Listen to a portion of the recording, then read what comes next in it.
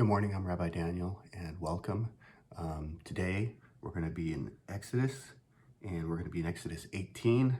21 is the verse where we're going to be starting off. But before I get into that, go ahead, like, share, subscribe, share the video. This is a way to make sure that we get the videos out to everybody and we teach. I'm Rabbi Daniel, as I said earlier, and the purpose of my videos is to teach scripture and relate it to things in our modern world.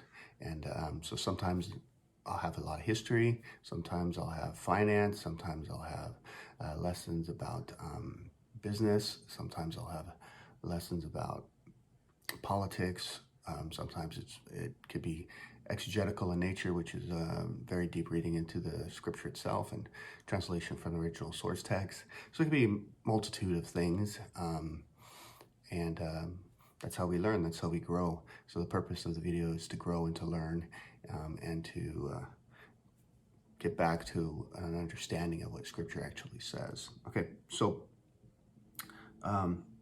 today's topic in Exodus, which is Shemot in the Hebrew language. Topic is leadership. We're talking about the list of requirements for leadership. And I think this is so important because leadership is in so many different things. You get leadership in business, I served in the military, so there's a lot of leadership that goes there. Leadership in the courts, leadership, there's several places where we have leadership. And so it's an overall thing. You have to look up to the leader. You have to have trust and confidence in the leader. So this is kind of addressing what's really needed for a leader to be a leader. And honestly, we have this political system right now. It's in November and 2020, and we had the election. And if people really looked at what qualities leaders should have, I think that overall in general, we would have better leadership out there. But people, I don't think they really look for the quality. They get caught up in the charisma, or like in politics, they get caught up with what can somebody provide you? And that's really not the best way to choose a leader. You want the country to go in a good direction. And sometimes a good direction doesn't mean that you get everything that you want. Okay, so a little background to the setting of this passage is the children of Israel just got released from Egypt as slaves. They crossed over. They're in out in Midian, close to Mount Sinai, and Jethro is there. And Jethro, the father-in-law of Moses, sees that it's very difficult because all the people are bringing these small little problems to Moses to answer, and he's got to address all these smaller, and it's very burdensome. So Jethro advises him basically, hey, you need to select people that are good people, put them in positions of leadership, and let them deal with the smaller issues while you intercede with God on the bigger issues. And if they can't make rulings or judgments on the smaller issues, they will bring it to you, and then you will ultimately bring it before God. So this is important. So Jethro gives in Exodus chapter 18, verse 21, and I'll read that now. And you shall discern from among the entire people, meaning look into their qualities and how they are, what do they hold, okay? They should be men of accomplishment, God-fearing people, okay? Men of truth, emet, truth, and emet is in Hebrew, it has 3 letters, and it's Aleph, Mim, Tet. Now, the Aleph is representative of, it's a letter that kind of represents God in a lot of places. So emet, and then if you take the emet, if you take the aleph, that piece that represents God, you're left with only 2 other letters. This is met, which is a mim, and tet. And this combination of two letters means death.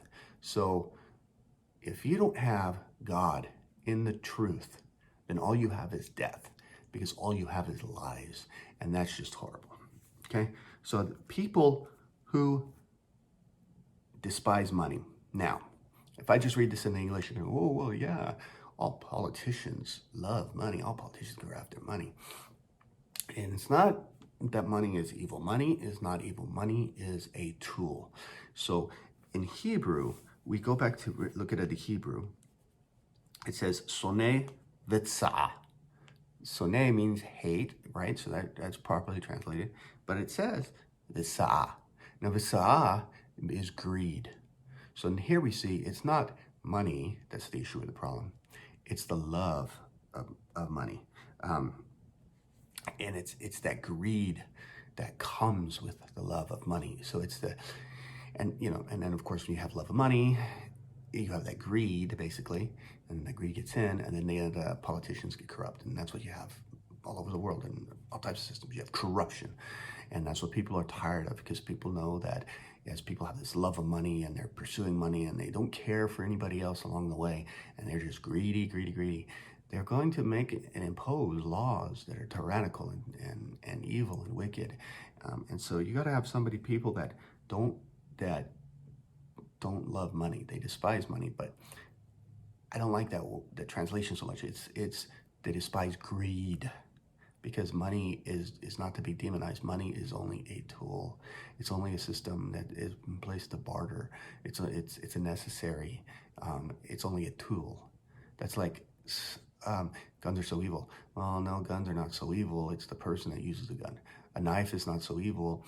A knife, we need a knife to cut the meat to eat, right? We need a knife to cut the fruit to, sometimes to make a nice meal or whatever. So it's a tool of a chef. It's not evil. A tool only becomes evil in the hands of an evil person. And so money becomes evil in the hands of an evil person. So greed and corruption then can come in. So it says people that despise greed, okay? And you shall appoint them as leaders of thousands, okay? That's pretty high, politics, right? It's your senators, your congressmen, etc. Leaders of hundreds, that's akin to most likely like, in the military, a battalion commander maybe has 500 people that he's in charge of, right? Leaders of 50s, small companies here. Leaders of hundreds, again, decent sized companies. Leaders of 50s and leaders of 10s. Those are small little groups that get together and pray. In Hebrew, there's actually a minyan, and to have a proper prayer service, you need at least 10 people. So that's a beautiful thing. They shall judge the people at all times, and they shall bring every major matter to you, okay? And every minor matter they should judge. And it will be easy for you, and they shall bear with you together in this thing, not by one person. The burden can be too much. If you do this thing, and God shall command you, then you will be able to endure, and this entire people as well shall arrive at its destination in peace. That's pretty important. You want to arrive at its destination in peace. Okay. So as we can see, again, back to verse 21. And you shall discern from among the people, man of accomplishment, God-fearing people. God-fearing people. Because if you have a God-fearing person, it doesn't matter to the extent of their knowledge. If you have a God-fearing person, they're going to seek out that truth. They're going to seek out that emet. And they're going to make sure they do what's right. In Judaism, a rabbi is kind of akin to a lawyer, because it's a religion of law. And I remember reading that when a person sits in judgment, that they have to envision a double-edged sword hanging above them. That if they make the wrong decision, God will punish them. And that's the type of judgment you should enter if you're going to be a judge, if you're going to be in a position of authority and leadership, that you have to make decisions. You make the wrong decision, you can ruin a person's life. This is akin to the military, you know. I remember watching that movie Annapolis when my son was younger, and he took out a body bag, the leader, and he got one of the midshipmen. He said, "Now get into it, and then now zip it up." And then, as a lesson for everybody, he said, "Look around you, everybody. If you make a mistake, being a military officer, you make a mistake, where's your mistake go? In the body bag." And so therefore you have to take it serious. You have to take it very serious. And that's why we have oaths and vows that we have to take. But what is an oath and a vow if you are not a God-fearing person? If you don't have a sense of morality to back up that oath and vow, it becomes meaningless. And then you have a lot of people that are corrupt in government. You have greed. Greed leads to corruption. So if you're greedy, they're greedy. You gotta check everybody. And that's just why we vote. We vote to vet people. We need to vet people. We need to look at people. We need to say, is this person going to be good for the overall good of our society? And that's why local elections are so important. We got to get into and we got to do local elections. We got to look at local elections. We got to say, what are the issues? We got to get involved.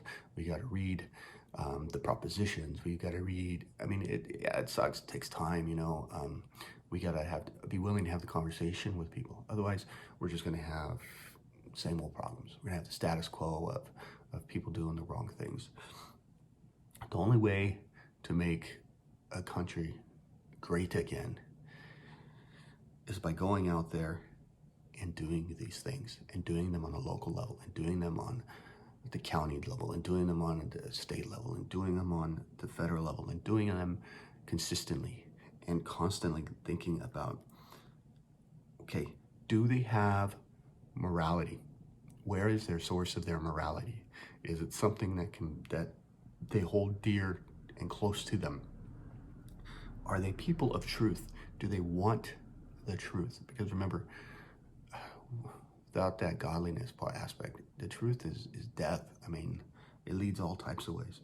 So they have to be people that are sincere and honest and have integrity. Because if they don't have sincerity, honesty, and integrity, then you put them there, they're going to run roughshod all over you, and they're going to do all types of crazy stuff. And that's not good. And people that despise greed, they have to despise greed, because otherwise they're just going to steal and find ways to steal.